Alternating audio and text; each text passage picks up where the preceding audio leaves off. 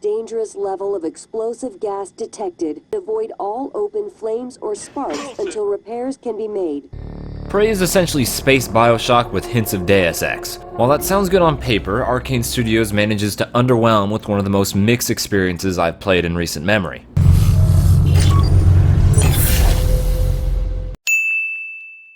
You play as Morgan Yu. She wakes up and undergoes some tests which are poorly acted and a little hilarious. She's hiding behind the chair. Apparently she needs to take these before traveling to a space station called Talos 1.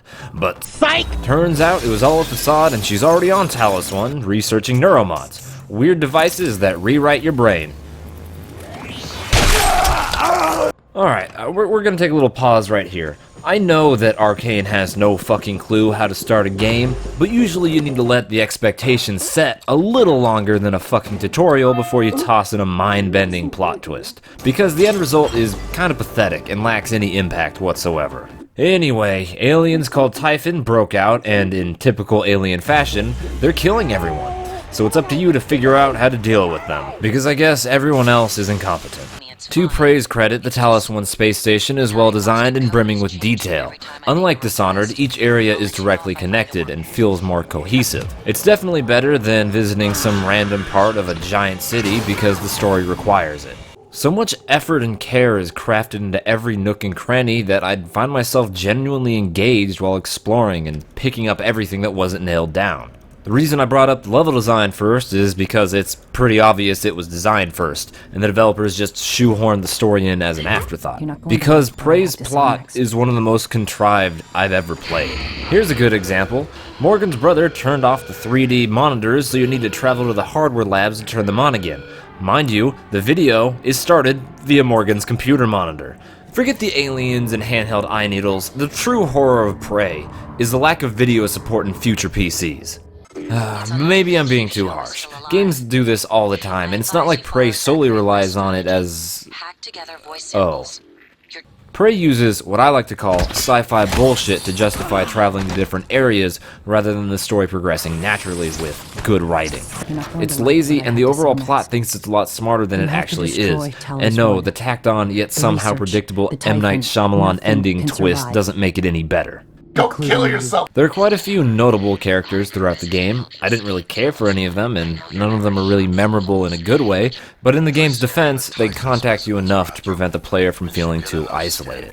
Constant communication is often underlooked in games, but it does make a player feel more invested in the world and characters, because NPCs aren't just assigning missions to you when it's convenient for them. However, the problem with the characters is they're not written very well. Alex, your fat shit in-game brother, is a great example. Not gonna get in your way anymore. You deserve to hear the truth. Fucking why? Why didn't you just tell me the truth from the fucking beginning if you're gonna give up that easily? What's the point besides extending your game and making me jump through all these bullshit hoops? Oh, you turned on and restarted the generator. Guess my plans are foiled, which were totally unnecessary in the first place. Also really fucking vague and unexplained. The gameplay is better than the story, but it's not great either. Prey is really similar to both Bioshock and Deus Ex. Bioshock, with its power-ups, dystopian setting, wrench, stupid-ass robots, and even researching enemies. Really? Like you guys even copied that? And there's a little Deus Ex with the skill tree and inventory grid. Altogether, it's a pretty standard first-person, open-ish world. You'll be doing a lot of shooting, exploring, and looting, but it fails to impress. The problem lies with Prey's balancing issue. Both Bioshock and Deus Ex gave you powers and upgrades, but you still felt like the underdog. The beginning of Prey nailed this when you're forced to rely on your wits to take out the more dangerous enemies. However, as you progress, practically everything becomes an easy kill. Probably because you can literally print upgrades. Yep. It's also odd why Arcane shifted the game's focus away from the powers to suit the Deus Ex-style skill tree, such as lifting heavier items and hacking more difficult computers to open up new paths and options. It seems counterintuitive, especially since Dishonored found a way to open up new paths with the powers. While we're on the powers, they're fine, but they all lack that certain level of cool that Bioshock and Dishonored had. They do their job, but they just aren't very interesting and just seem kind of standard overall. I do like how holding down the trigger stops time unless you need to adjust it a little bit, which basically makes the game super hot. Granted, it is pretty overpowered. The weapons are better, but someone's gonna have to explain to me when I'm older how a fucking plumber's tool is deadlier than a silenced pistol. The glue gun is by far the coolest weapon, as you can immobilize enemies in addition to scaling walls, although that opens up the first-person platforming can of worms. The enemies in Prey are interesting enough, the mimics are cute with all their transforming and ambushing you constantly, and each one has its own different strengths and weaknesses that you can exploit. It takes a different approach when you fight a new one for the first time, but after a while, again, you can kind of blow through these guys like they're nothing. The game took a lot longer to finish than I thought it would, partly because of the numerous side quests. There's a ton of shit to do, and most tasks are reasonably engaging. You'll be doing stuff like retracing the steps of dead workers, or finding treasures, although one of my favorite side quests was saving a woman's life by finding her medicine. Knock knock, I found that medicine for your disease I've never heard of before until today. I'll just let myself in because I know you're too sick to get... You lying bitch! Yeah, I think it's worth mentioning it's also been a few months since the game's release, and there are quite a few bugs still in this game. NPCs can glitch out frequently, and some enemies can clip through walls and even attack you through them. Needless to say, this kind of shit should really be ironed out by now. Let's see, there's also zero gravity areas that play like total ass. Hold on a sec.